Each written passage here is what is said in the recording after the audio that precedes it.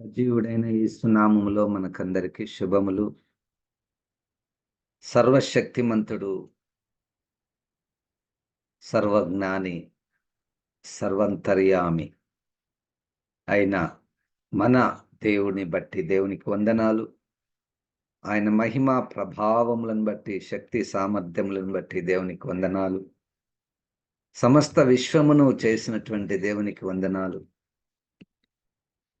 ఆయన నామములో ఆయన ఆత్మ సహాయము ద్వారా మనము కూడుకొనుట ఎంతో ధన్యత. మరి ముఖ్యముగా యేసుక్రీస్తు శరీరధారిగా ఉన్నప్పుడు ఆయన చేసిన కార్యములు, ఆయన బోధించిన బోధలు, వాటిని ధ్యానించి వాటిని మన జీవితంలో రుచి చూచి వాటి యొక్క ఉద్దేశములు మన జీవితంలో నెరవేర్చబడడంలో దేవుడు ఆనందించువాడై ఉన్నాడు. పరిశుద్ధాత్మ దేవుడే మనలను సర్వ సత్యములోనికి నడిపిస్తూ నీతి మార్గాన్నే మనకు చూపిస్తూ క్రీస్తు రాకడ కొరకు సిద్ధపరుస్తున్న పరిశుద్ధాత్మ దేవుని బట్టి వందనాలు.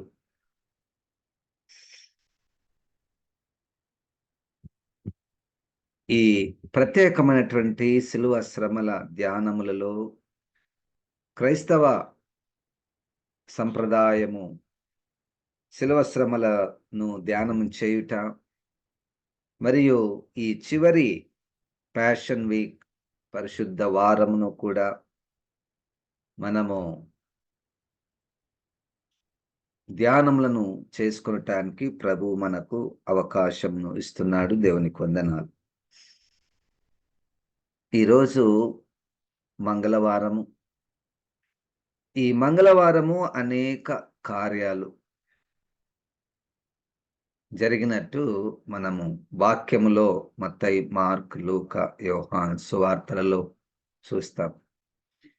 మంగళవారము ఉదయకాలమును బేతని అనే గ్రామము నుండి యెరూషలేమునకు దాదాపుగా 1 మైలు దూరంగా ఉన్నటువంటి ఆ గ్రామము నుండి యెరూషలేమునకు ఆయన ప్రయాణమైపోతున్నప్పుడు నిన్నటి దినమున సోమవారము ఏ అంజురపు చెట్టును ఆయన శపించాడో దాని విషయమై అది ఎండిపోయినటువంటి స్థితి శిష్యులు చూచి, ఇంత త్వరగా ఎండిపోయినది అన్నటువంటి మాటకు జవాబుగా ఆయన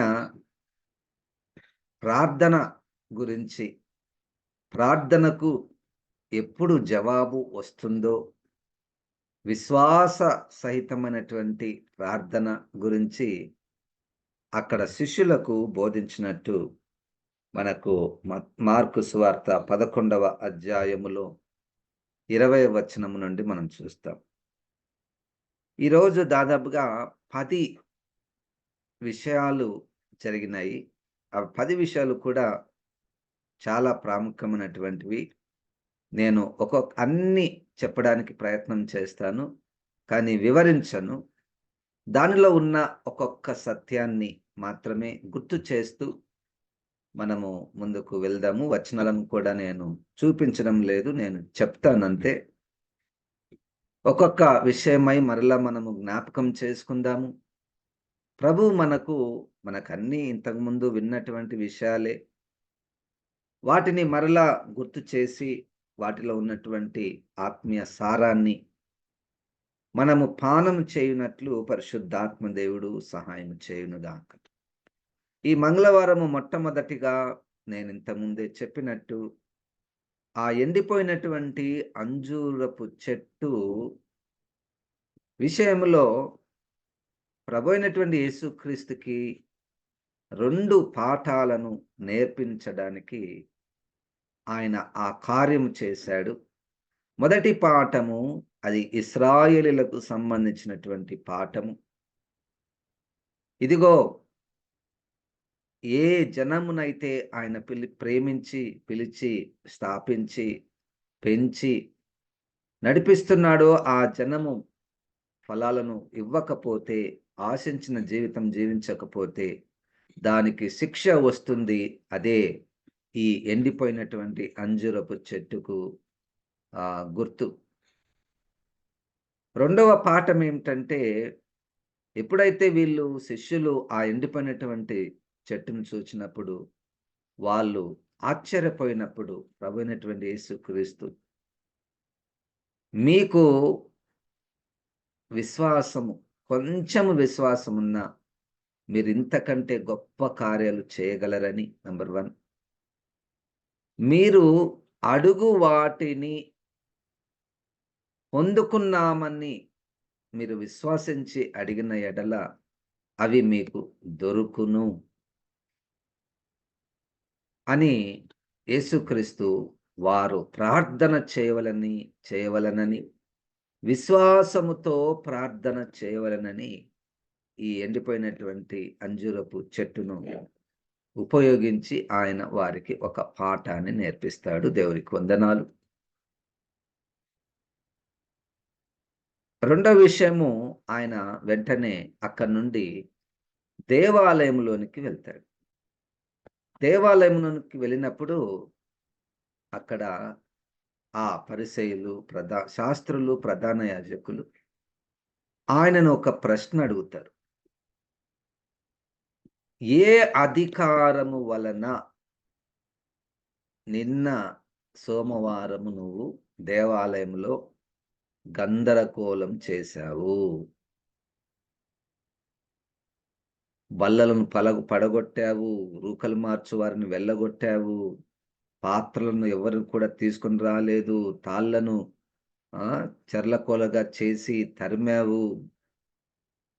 ఎందుకు? ఏ అధికారం నీకుంది అని ఆయనను ప్రశ్న వేసినప్పుడు ఆయన దానికి 3 రకాలైనటువంటి జవాబు చెబుతాడు. మొదటి జవాబు ఏంటంటే, ఒక తండ్రికి 2 కుమారులుండిరి. నేను చెప్పబోయేటటువంటి 10 విషయాలలో ఇది రెండవది. ఈ రెండో దాంట్లోనే ఈ 3 విషయాలు ఉంటాయి. ఒక తండ్రికి 2 కుమారులలో మొదటి కుమారుడు, పోను, నేను ద్రాక్ష తోటకు పోను, నువ్వు చెప్పిన మాట వినను అని తండ్రి ఎదుట చెప్పాడు.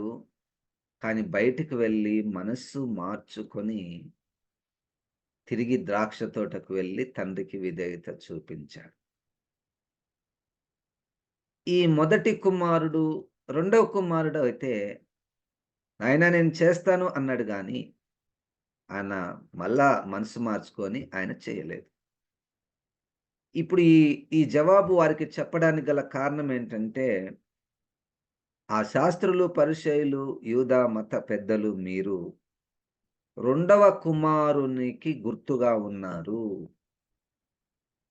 మేము చేస్తాము, మేము చేస్తున్నాము, మేము దేవుణ్ణి ఎరిగినటువంటి వారము అని అంటున్నారు కానీ నిజంగా మీరు దేవుణ్ణి వెంబడించడం లేదు. దేవునికి విధేయత చూపించడం లేదు. దేవునికి విధేయత చూపిస్తే దేవుడు పంపినటువంటి నన్ను మీరెప్పుడో అంగీకరించేవారు. అయితే మొదటి కుమారుడు ఎవరయ్యా అంటే సుంకరులు, వేశ్యలు, వారు మీకంటే ముందుగా పరలోక రాజ్యంలో చేరుతారు. దేవునికి స్తోత్రం. ఇదిగో వింటున్నటువంటి మనమందరము కూడా మొదటి కుమారులమే, అన్యులము. మొట్టమొదటిగా సువార్త మన దగ్గరికి రాలేదు. వచ్చినప్పుడు మనం మొట్టమొదటగా వాటిని వ్యతిరేకించాము. కానీ ప్రభు కృప ద్వారా, ఆత్మ కార్యము ద్వారా ఆయన దగ్గరికి ఆయన పని చేయడానికి పూనుకొనినటువంటి అన్యజనులందరిని బట్టి దేవునికి వందనాలు.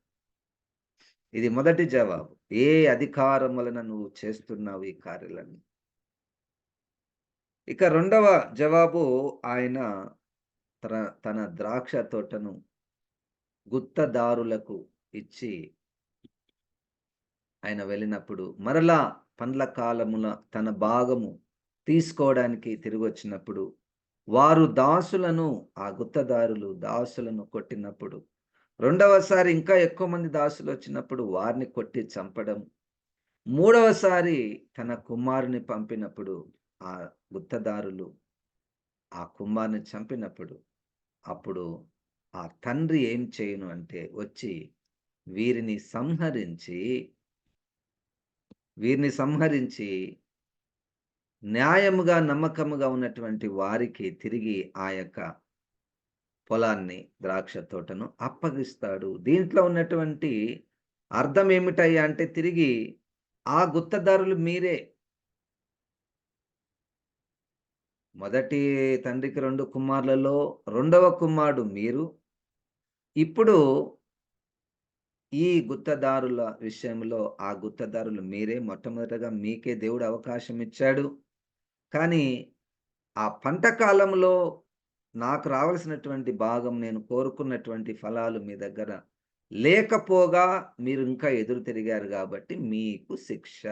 ఇది తీర్పునకు సంబంధించినటువంటిది. అది వాళ్ళకే చెప్తున్నాడు. వాళ్ళకు యేసయ్య ముందున్నారు వాళ్ళు.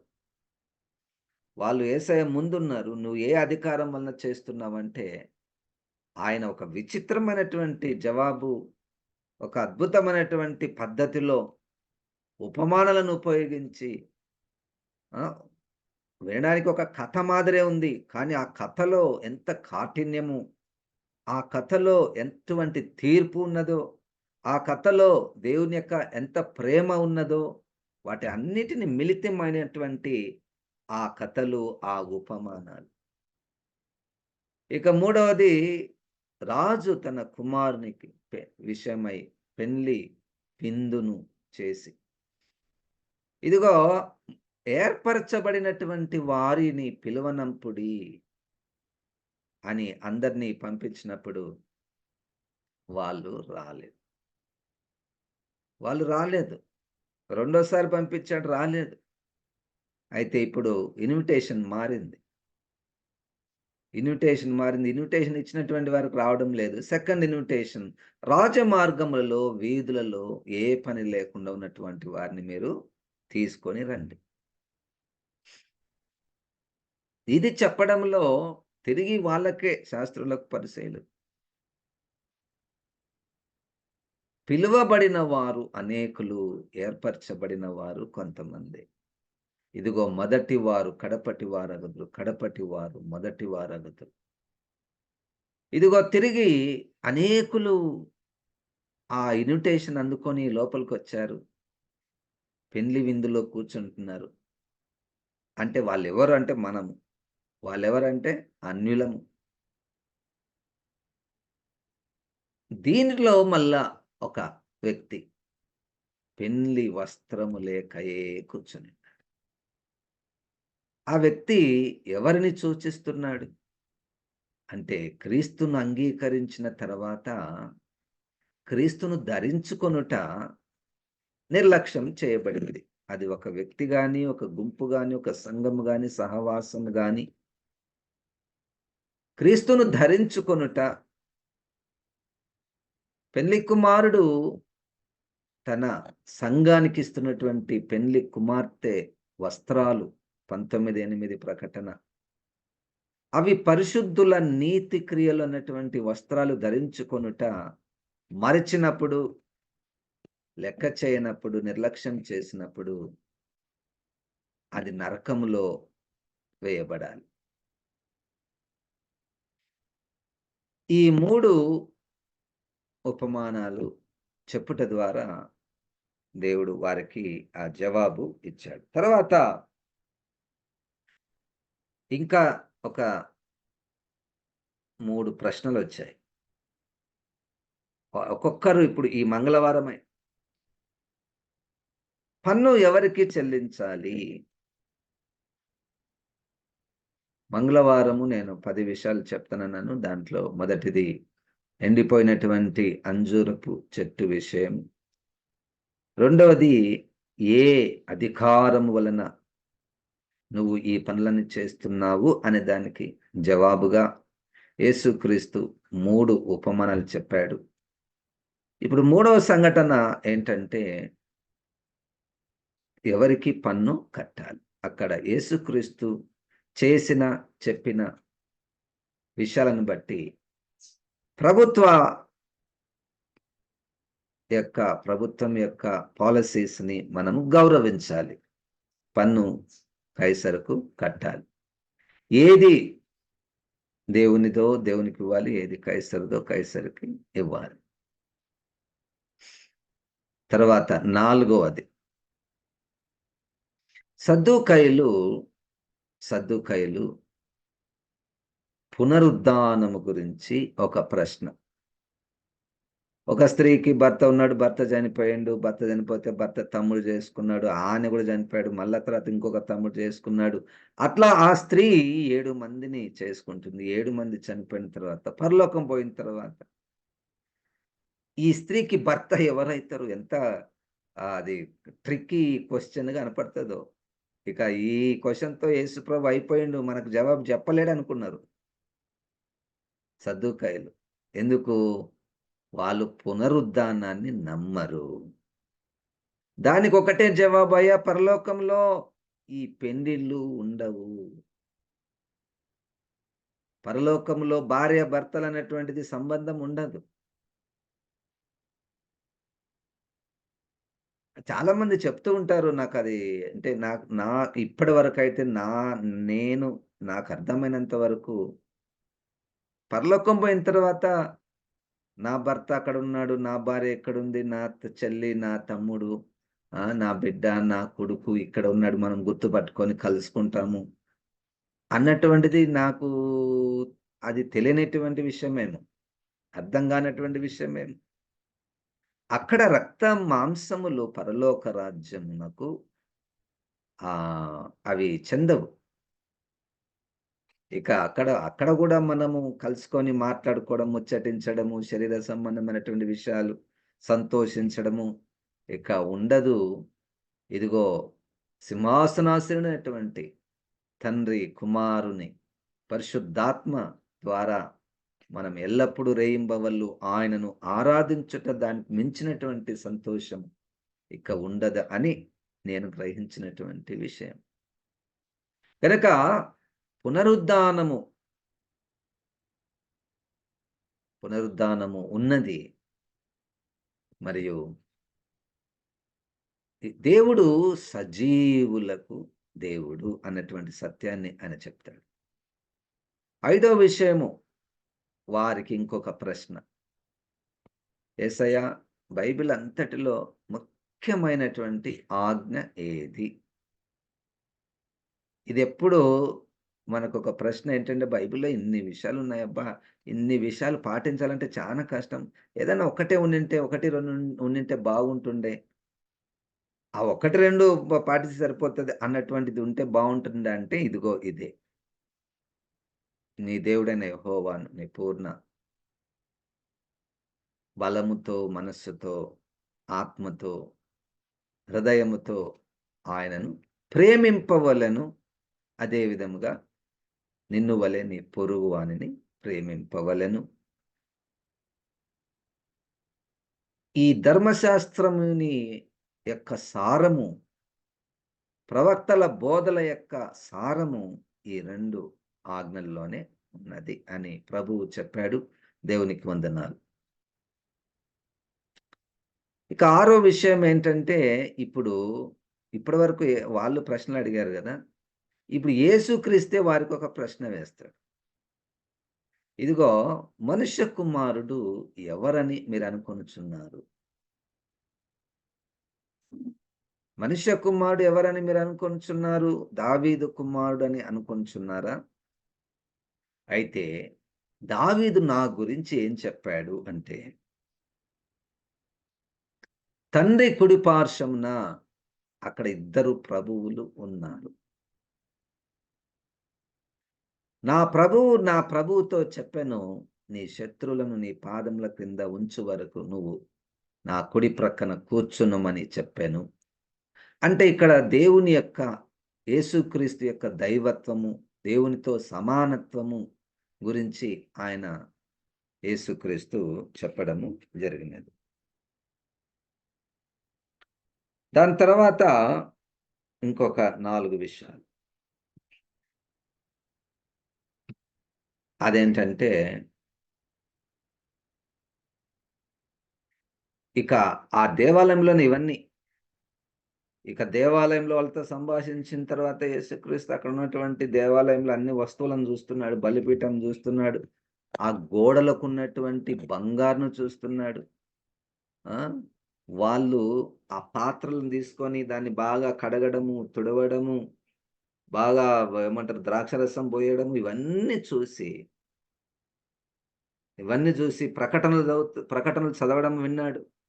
ఇదిగో పండగల గురించి వాళ్ళు చెప్తున్నారు. సమాధుల పండుగ వస్తుంది జాగ్రత్త మనమందరం సిద్ధపడాలని. అవన్నీ చెప్తుంటే గుడిలో అప్పుడు 23వ అధ్యాయం మత్తయి సువార్త మొత్తము వారికక్కడ బోధించాడు. చాలా కఠినమైనటువంటి బోధ. అయ్యో! అయ్యో! అయ్యో! అయ్యో! అయ్యో! అయ్యో! అయ్యో! నేనెన్ని సార్లన్నాను? 7 సార్లన్నాను. 7 సార్లు ఆ మాట చెప్పడంలో ఎంత చీకటిలోనికి మీరు పోయారయ్యా! మతాన్ని పట్టుకొని మీరు. మతాచారాలను, శుద్ధీకరణాచారాలను, ప్రజలను నరకానికి తీసుకొని పోయేటటువంటి మతాన్ని సిద్ధపరిచారు మీరు. వచ్చేటటువంటి వాళ్ళకు వాళ్ళేమనుకుంటున్నారంటే, ఈ దేవుడిని నమ్ముకుంటే పరలోకానికి పోతామని వాళ్ళొస్తే, వాళ్ళనందరిని మీరు నరకానికి తీసుకొని పోయే పద్ధతులను ప్రారంభించారు. అని ఆ కఠినమైనటువంటి బోధను యేసుక్రీస్తు వాళ్ళకు బోధించాడు. మంగళవారము ఆ 23వ అధ్యాయము చదివితే, చదువుతున్నప్పుడు దానిలో నేనున్నాను అని మనం పెట్టుకొని చదివితే, చాలా కఠినమైనటువంటి బోధ. వీటన్నిటికీ ప్రతిస్పందన ఏంటంటే వాళ్ళు పశ్చాత్తాపపడకపోగా, గ్రహింపకపోగా, మార్చుకోవడానికి ఇష్టపడకపోగా ఆయనను ఎలాగు సంహరింతుము అని చంపడానికి వారు సిద్ధపడ్డారు.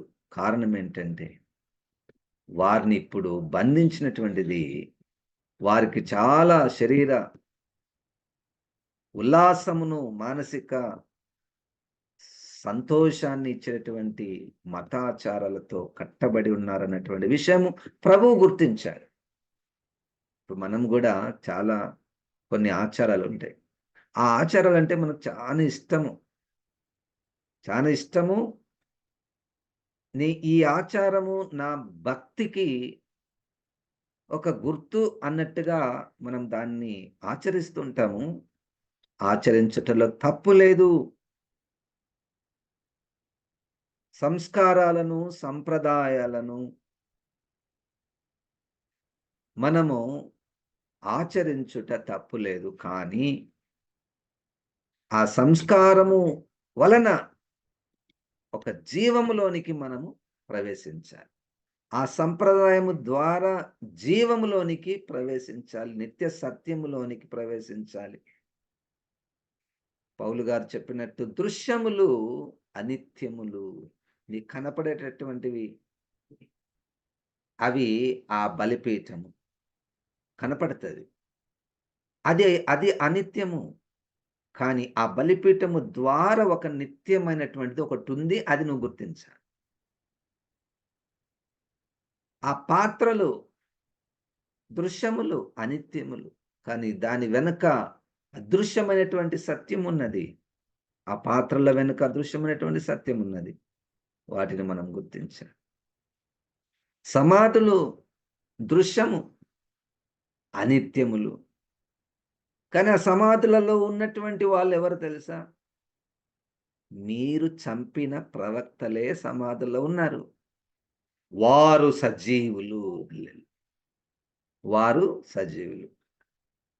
వీళ్ళు సమాధుల దగ్గరికి వెళ్ళి మంచి తెల్ల సున్నము కొట్టి, ఇదేదో మేము ప్రవక్తలను గౌరవిస్తున్నట్టు, ప్రవక్తల యొక్క పరిచర్యను జ్ఞాపకం చేసుకున్నట్టు, వారు సమాధులను గౌరవించుట, సమాధుల పండుగను చేసుకొనుట. ఇదిగో సమాధుల విషయమై వారి పట్ల మనకున్నటువంటి ప్రేమను, గౌరవాన్ని, ఇష్టమును, సంబంధాన్ని తెలియచేయుటకు గుర్తు చేసుకోవడానికి మనం వెళ్తాం. దానిలో ఏ తప్పు లేదు. వారితో మనకున్నటువంటి రక్త సంబంధం, ప్రేమ, ఆ బంధాలు గుర్తుకొచ్చి, ఆ గుర్తు చేసుకోవడానికి మనం వెళ్తుంటాము. అది అంతరంగంలో ఒక రకమైనటువంటి ఆనందము, దుఃఖం ఉంటది గానీ దాని వెనుక మనకు ఒక దానికి సంబంధించినటువంటి ఆనందం ఉంటది. కానీ అక్కడికి వెళ్ళి ఆ చనిపోయినటువంటి రెండోది ఇది. ఇది దీని గురించే ప్రభువుకి ఇబ్బంది. అక్కడ వెళ్లి ఆళ్ళ కొరకు ప్రార్థన చేయుట.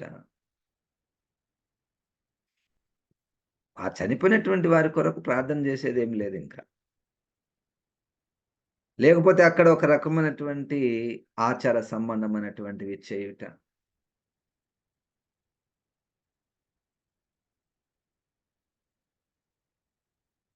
అక్కడ క్రొవ్వొత్తులను వెలిగించుట. అది నాకు తెలియదు, తెలుసుకోవాలని ఇష్టపడతాను నేను. ఇంకా ఏమేమో చాలా ఒక్కొక్క ఆహ్, అంటే మనకు వాళ్ళ పట్ల ఉన్నటువంటి గౌరవము I don't know how far it reaches them, how far we can remember our dear ones or honor them and respect them by doing such things. Instead, దాని బదులు వాళ్ళ పేరట వారి పట్ల మనకున్న ప్రేమను మనం తెలియచేయడానికి అనేక కార్యక్రమాలు చేయటం మంచిది. అది ఉపయోగకరము. ఒక పూట ఒకరికి భోజనం పెట్టుట ఉపయోగకరం.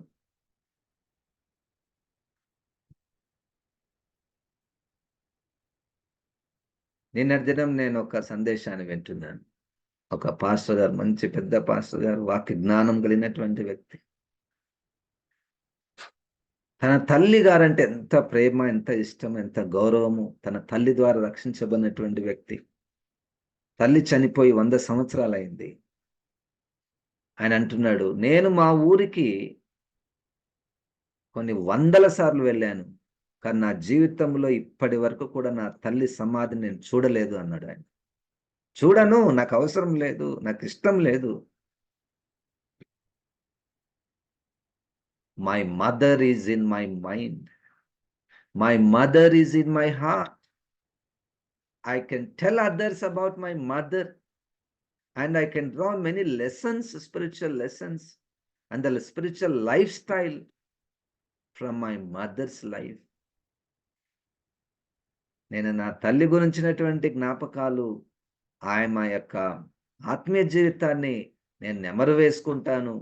ప్రతిరోజు నా తల్లి నాకు చెప్పినటువంటివి నేను గుర్తు చేసుకుంటూ ఉంటాను అని చెప్తూ ఆయన అంటాడు, ప్రతిరోజు నాకు మెమోరియల్ సర్వీస్ అంట. ప్రతిరోజు మా ఇంట్లో జ్ఞాపకార్థ కూడికని ఏదో ఒక సందర్భంలో మా తల్లి గారి గురించి మేము సాక్ష్యాలను చెప్పుకుంటూ ఉంటాము. అది మంచిది. అది మనల్ని ఆ ట్రాక్‌లో పెడుతుందన్నమాట. మనం ఆత్మీయంగా ఎదుగుతున్నప్పుడు మనకు ముందుగా వెళ్ళినటువంటి మన రక్త సంబంధులు గాని, మన ఆత్మీయులు గాని వారిని గుర్తు చేసుకుంటున్నప్పుడు, ఆహా! వాళ్ళ వల్లే నేను ఉండాలని అన్నటువంటి మనస్సు మనకొస్తుంది. అది ఒక పుష్ ఇస్తుంది. అది ఒక ప్రోత్సాహకరంగా మనకు ఉంటుంది. అది, అది కోరుకుంటాడు దేవుడు. అది నిత్యమైనటువంటిది. ఇది కనపడదు గదా! ఇది ఇప్పుడు మనం ఒకరిని జ్ఞాపకం చేసుకునేది మనకు కనపడదు. కానీ కనిపించే పనులు మనము ఎక్కువ చేయుట ద్వారా అసలైంది పోతదేమో! ఒకసారి దానిలో ఆత్మ సంబంధమైనటువంటి జ్ఞానం ఉంటే దానిని మనం అనుసరిద్దాము. తర్వాత ఇంకొక సంఘటన మంగళవారం ఏంటంటే, పేద విధవరాలు తన జీవనమంతయు యేసుక్రీస్తుకిచ్చింది. ఇదిగో అందరికంటే ధనవంతులందరికంటే ఈమె ఎక్కువగా ఇచ్చింది. ఈ యేసుక్రీస్తు సూత్రాలు మనకర్థం గాదు. యేసుక్రీస్తు సూత్రము ఆ ధనవంతుల కంటే ఈమెనే ఎక్కువ ఇచ్చింది. ఇది లోకానికి అసలే అర్థం గాదు. ఒకాయన రూ. 1,00,000 ఇచ్చాడు. ఈమె రూ. 2 ఇచ్చింది. యేసయ్యా! ఈ ప్రశ్న ప్రపంచంలో ఒకటో క్లాస్ చదివినోడిని అడిగినా గానీ రూ. 1,00,000 కదా ఎక్కువ అని అంటారు. కానీ యేసుక్రీస్తు చూసే విధానం, యేసుక్రీస్తు తీసుకునే విధానము, ఆమె తన జీవనమంతయు ప్రభువుకు అప్పగించిన ఆమెనే ఎక్కువ ఇచ్చింది. దేవునికి స్తోత్రం. హల్లెలూయా. ఇక 9వ విషయం ఏమిటంటే, వాళ్ళు లూకాసు వార్తలో శృంగారింపబడినటువంటి ఆలయం. ప్రభువా చూసినావా ఎంత మా చర్చి ఆలయం ఎంత అద్భుతంగా కట్టారు. రాయి మీద రాయి నిలవదు. అది యేసయ్య జవాబు. రాయి మీద రాయి నిలవదు. ఆ సీన్‌ని గుర్తు చేసుకుంటే అసలు యేసుక్రీస్తు ఎంత అర్థం కాడు. ఏదో మంచిగుందని చెప్పడం కూడా తప్పేనయ్యా. అందంగా ఉంది అని చెప్పడం కూడా తప్పేనా? ఎంత అద్భుతంగా ఈ సంఘాన్ని, ఈ చర్చిని, ఈ ఆలయాన్ని కట్టారని చెప్పడం కూడా తప్పేనా? తప్పే. అసలు దాని మీద నీకెందుకు మనసు పోతుంది? ఏదో దైవత్వం ఉన్నట్టు దాంట్లో. ఆ గోడలలో దైవత్వం ఉన్నట్టు. అంత చిన్న బుద్ధి స్థాయి ఎవరైనా ఈ కట్టడాలను గురించి అద్భుతంగా మాట్లాడుతున్నారంటే, వాళ్ళు వాళ్ళ ఆత్మీయ స్థాయి సండే స్కూల్ స్థాయిగా మనం గుర్తించొచ్చు. చివరిగా, చివరిగా ఈ మంగళవారం ఇంకా చాలా సేపయింది. అయినా ఇప్పుడు అసలదొచ్చింది. అస్సలైంది ఇప్పుడు స్టార్ట్ అయింది. రెండవ రాకడ సూచనలు, యుగాంతము సూచనలు, సంఘమెత్తబడుట సూచనలు, మహాశ్రమలు సూచనలు, లోకము అంతము సూచనలు. ఎంత పెద్ద అంశమో ఇది. 23, 24 మత్తయి సువార్త, మార్కు 11, లూకా సువార్త 22. యేసు యొక్క రెండవ రాకడ గురించి మనము చాలా సమాచారం మనకు అక్కడ దొరుకుతుంది. వీటన్నిటిని మనము ధ్యానించుట ద్వారా అసలు మనము అసలు తట్టుకోలేమంత అన్ని విషయాలు ఈరోజు పరిశుద్ధాత్మ దేవుడు మనల్ని సర్వసత్యంలోనికి నడిపించునుగాక. ప్రార్థన. జీవం గల తండ్రి, మాకు ఇచ్చినటువంటి సమయాన్ని బట్టి అయా, ఈ మాటలు, ఈ సంఘటనలు, ఈ బోధలు ప్రభా మరలా మాకు గుర్తు చేయువాడవు నువ్వే. దాని ప్రకారం మమ్మల్ని నడిపించమని యేసు నామమున ప్రార్థిస్తున్నాము తండ్రి. ఆమెన్. ఇప్పుడు మన పరమ తండ్రి అయిన దేవుని యొక్క ప్రేమయు, ప్రభువైన యేసుక్రీస్తు యొక్క కృపయు, పరిశుద్ధాత్మ దేవుని యొక్క సహవాసం మనకందరికీ సదాకాలము తోడై ఉండును గాక. ఆమెన్. దేవుడు మనల్ని దీవించును గాక.